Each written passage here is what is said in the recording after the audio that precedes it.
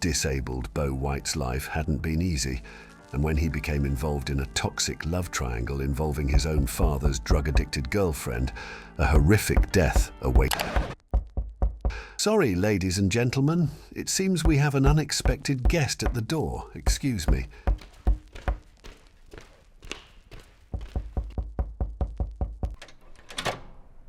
Oh, hello. I wasn't expecting you here, so...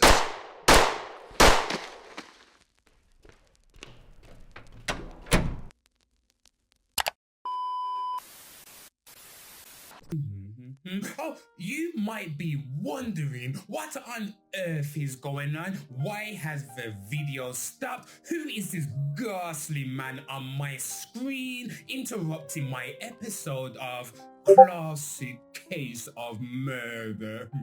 Ladies and gentlemen, before you make a premature exodus from this channel, no Moses, this is still a true crime channel where we will explore one murder at a time through the shadows of true crime. So, ladies and gentlemen, all I ask is please hear me out so I can be honest and truthful with you. Let me be emotionally available, as they say these days. Allow me to explain for all this sudden change.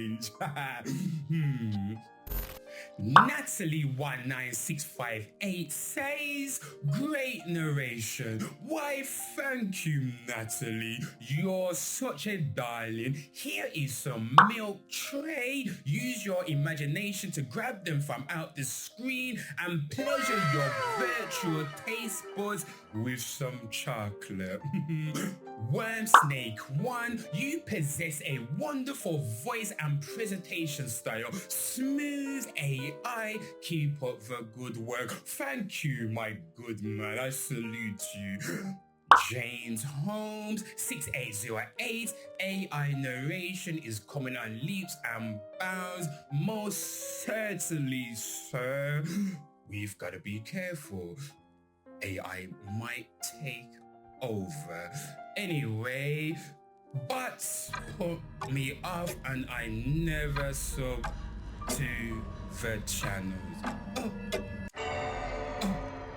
Only watch a bit of this and it's so poorly researched and written. I am serotonin. Interesting video, but weird voiceover at the beginning and near the end. Is there any reason you use a bot for the first and last sections? Well, Sarah, let me be honest with you. No politician. I'm a cheap mother lover. I have a mother and I love her. I hired a AI voice. He was doing the job, but I had to knock him off. I thought I could be cheap and trick everybody into watching my videos using AI, get monetized and YouTube famous. But now, I've seen the error of my ways. I have rectified the situation and now he is sleeping with the fishes. No bears eye. And I know an overwhelming majority of my subscribers are ladies, and some gentlemen. And I wondered, why do women love crime documentaries so much? It's because if you could kill your husband or your partner and get away with it, you would, wouldn't you? Yes, wouldn't you, Margaret? I see you there. If you could pick up the butter knife from the countertop and slice open your husband's throat and knew how to get away with his murder, you would stick it in him, wouldn't you, Margaret? Slice him up like he was a piece of gammon. Anywho, we can have banter, read true crime, have a laugh to pass the time. So So, ladies, and some gentlemen, this is the part of the show where you can unsubscribe, give me the middle finger, and descend back into the YouTube algorithm, or you can stick with us to the end of this video and find out what led to the beheading of Mr. Bo White. Wait a minute. Who are you? You little shit. People, allow me to introduce myself. I am Bad Guy the Entertainer. I shall be your new host for Classic Case of Murder from here on out. If you're new or existing to this channel, pause this shit, get yourself a cup of tea, make sure it's Yorkshire, and come back and join me as we explore one murder at a time through the shadows of true crime.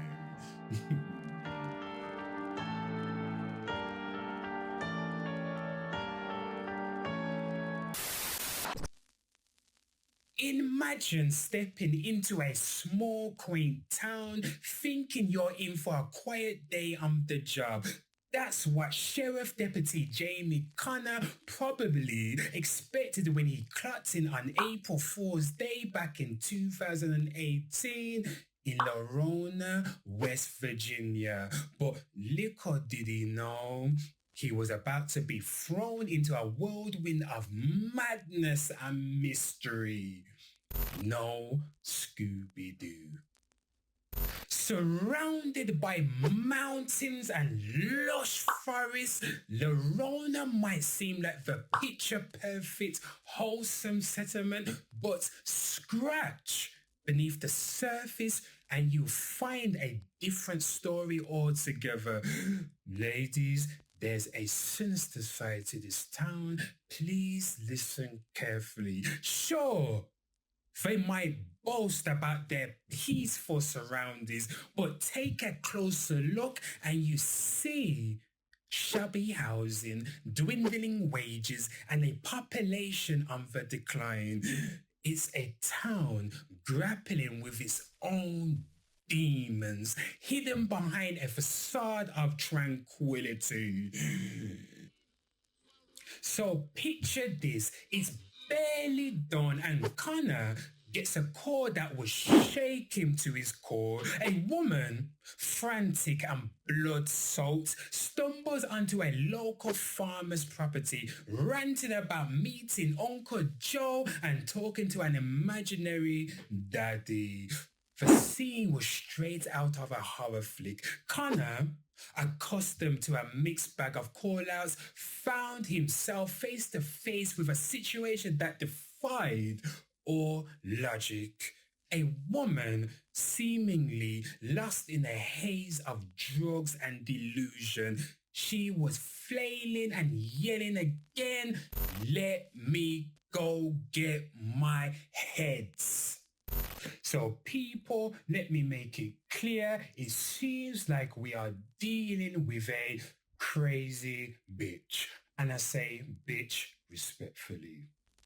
When questioned about her blood-soaked appearance and the bloody glove, she initially claimed to have cut her fingers in the kitchen, but later asserted that someone had thrown her through a glass door.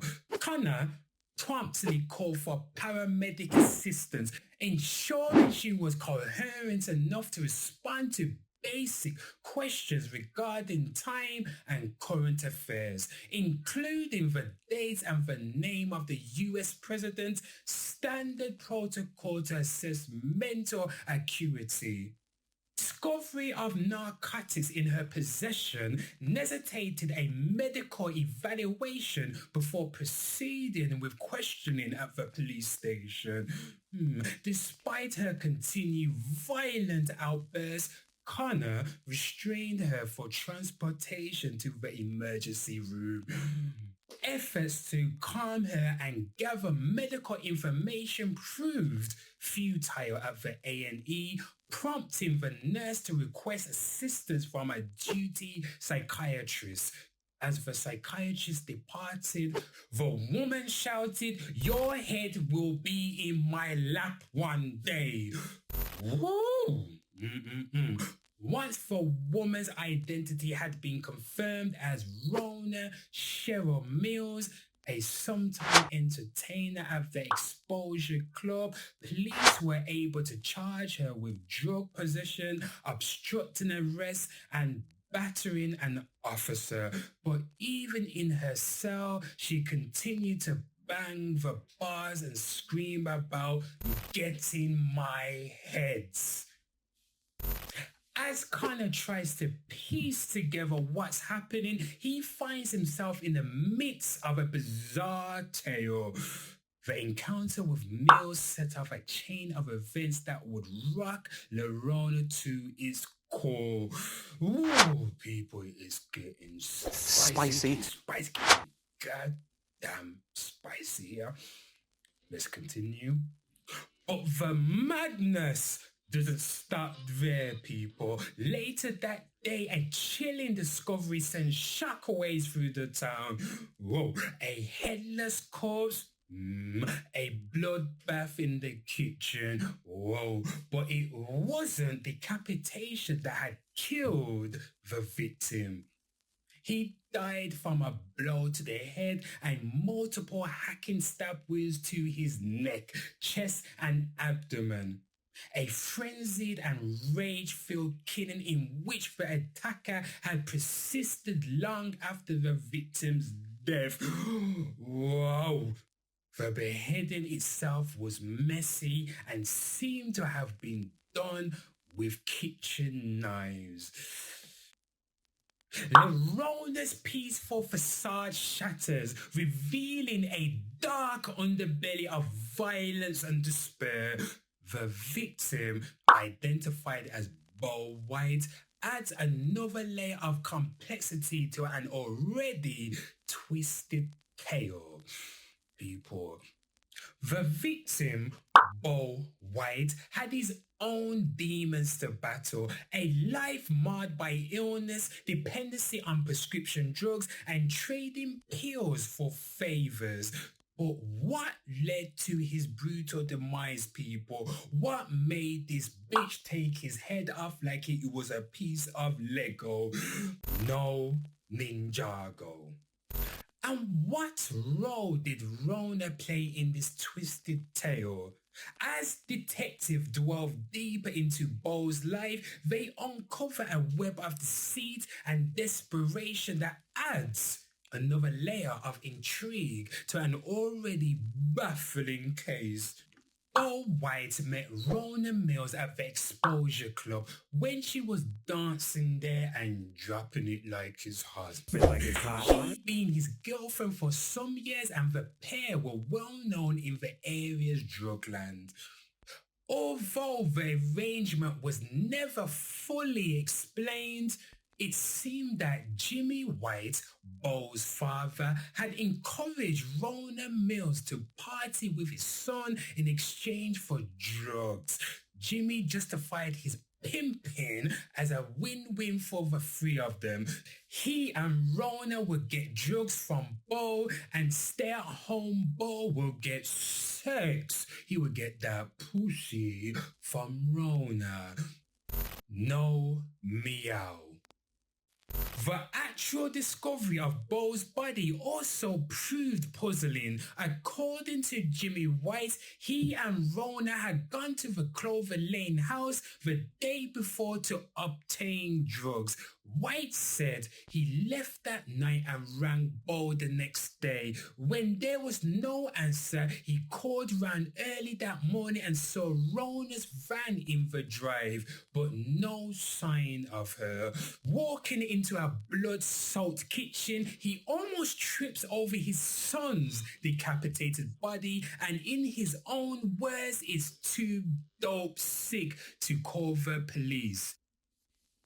Anywho, Reona Mills went on trial for first-degree murder because the court needed to establish whether she was mentally competent to take part and understand the proceedings. As the trial unfolds, more questions than answers emerge. Was Rona a pawn in a deadly game orchestrated by others? Or was she the mastermind behind it all? And what about her cryptic references to heads and partying? The courtroom drama leaves Lerona divided with whispers of conspiracy swirling around the town. In the end, justice prevails, at least according to the courts. Rona is found guilty of first-degree murder and sentenced to life without parole. But amidst the verdict, lingering doubts remain. Was she truly responsible for her actions because people seems like she was off her rocks at the time? Or was she a victim of circumstances beyond her control? As the dust settles, Lerona is left grappling after Lerona is left grappling with the aftermath of a tragedy that will haunt the town for years to come. In the end, people, Lerona's tale serves as a stark reminder that behind the facade of small town charm lies a world of darkness and despair. And as the sun sets another day in this troubled town, one can't help but wonder what other secrets lie hidden in the shadows. As Lerona struggles to come to terms with its dark legacy, one thing remains clear: the truth may never be fully revealed, but the scars left behind will serve as a reminder of the horrors that lurk beneath the surface.